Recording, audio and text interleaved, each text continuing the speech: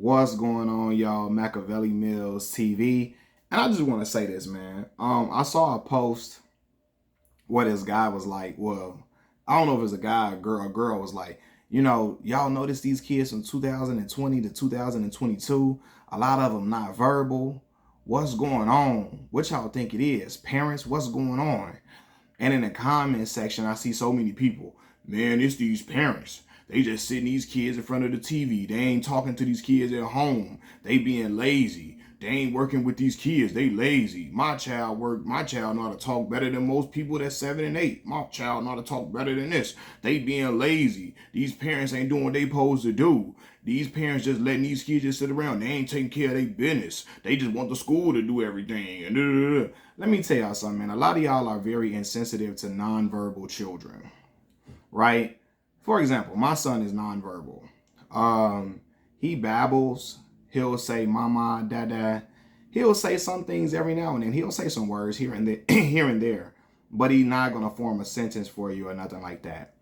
But my son is autistic, right? And a lot of y'all are insensitive to the fact that there are a lot of autistic children out here in this world. That's why I wear this puzzle piece on my neck for my son, right? And there are parents who get their children all type of help. My son been in services since he was 2 years old, right? Early intervention therapy, has speech therapy, developmental therapy.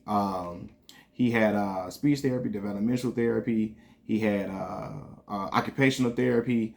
He had nutritional therapy, etc. Right? Because autistic children, it's hard for them to try new foods. They're kind of like reluctant to try new things. They like to eat the same things over and over again. And in order to better his diet, we put him in nutritional therapy as well.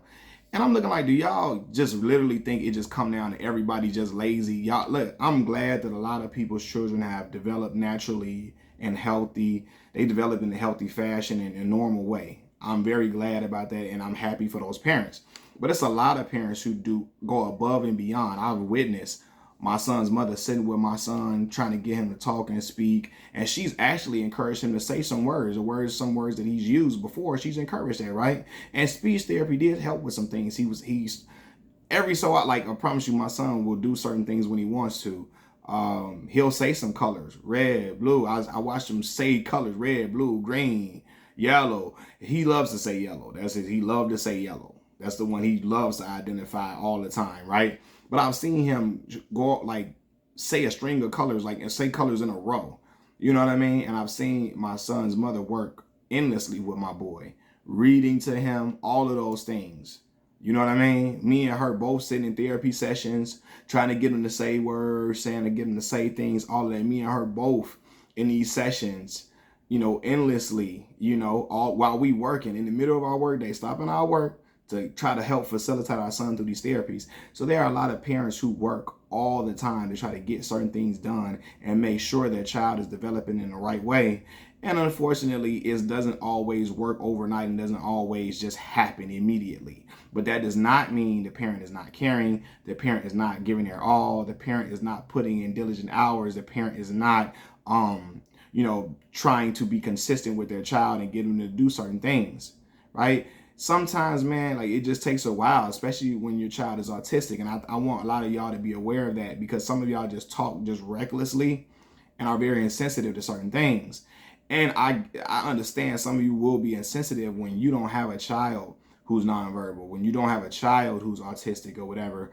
A lot of people would just say certain things because you don't think about, if you're in the shoes of certain parents who are trying and have spent nights crying, trying to get their kids to talk, have spent nights stressing and wondering, man, because it is a hassle when your child doesn't talk and speak in sentences, etc.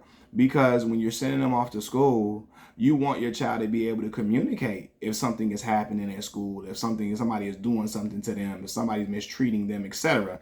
And when they can't do that, that is a concern and a worry that many parents have. You know what I mean? And so, can you imagine if you're a parent and that is something that you're dealing with? And it's something that, me and my son's mother, we deal with, right? But we are firm believers in God, and we know that our boy is going to be okay, and eventually he will speak and start talking and all of that, I keep my faith and we keep them in services and allow these services to keep going, putting him in services to try to keep him, giving him extra help. He's in a school for autistic children. They have therapy there at the school. And, we're getting him in therapies outside of school. But I just really want to let y'all know a lot of y'all are very insensitive when y'all say these things. Now, I'm not just necessarily like I'm just fuming, but I really want a lot of people to understand how it comes across when you just, the parents ain't doing this, the parents ain't doing that. Y'all not in the house with these parents and know what's going on. A lot of people really work with their kids after working 8-9 hour shifts. You know what I mean? They work with their kids and still try to figure things out and get them going and try to get them in motion the best way possible. You know what I mean? But a lot of people dismiss it. The only reason they ain't speaking, they ain't working. They can't be. I seen people in the conversation, they can't be working with these kids because my son was doing this and that and all. Listen, man. Listen, and I'm glad, I'm happy that, there are parents who have children who are developing normally. But as a parent with one child who speaks perfectly fine and clear and the one that doesn't, yeah, you know, when, especially when you've been putting in work with your baby and they're not speaking the way you want to, yeah, you have tireless nights thinking about, man, I want my boy to speak. You wonder, man, I want to hear my baby's voice when my baby talking and speaking. I wonder how he gonna sound and how he gonna, I've had dreams about my son talking in full sentences. You know what I mean? So it's a very, very sensitive matter, and I want a lot of people to understand that and not just come off and just, you ain't doing this and they ain't doing that. Man, listen.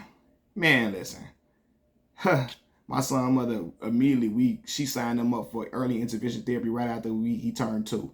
When he turned 2, we took him to the pediatrician and expressed our concerns about him not hitting certain milestones, and he's improved in a lot of different ways. Eye contact, motor skills, a lot of things, man. Responding to his name more often and being more attentive, being more patient, and etc. Right? But yeah, him talking is something that we do want to improve and get to.